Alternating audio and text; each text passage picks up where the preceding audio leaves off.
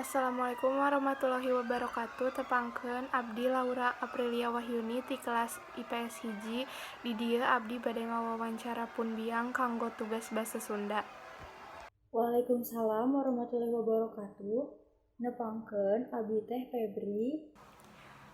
Saur ibu kumaha sih pangaruh Covid teh? Jadi pengaruh Covid dina pandapat abdi teh nya makin ka dieu beuki parah sareng ngajantenkeun gulisah. Saur ibu pangaruh Covid ku sehari-hari ibu teh kumaha? Nya pengaruh Covid ka kahidupan sehari-hari ibu teh nya jadi watir, jadi teu bisa leluasa keluar ka pasar. Apalagi kan ibu tuh kan kerja ke kantor, jadi lain mah jadi work from home atau kerja di bumi, kerjanya di rumah. Terus anak-anak ibu juga jadi sekolahnya daring, online. Harapan ibu ka payuna ka Covid teh kumaha?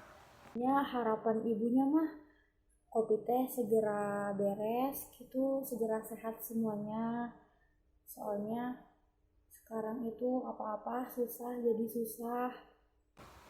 Sakitu wae wawancara ti abdi. Wassalamualaikum warahmatullahi wabarakatuh.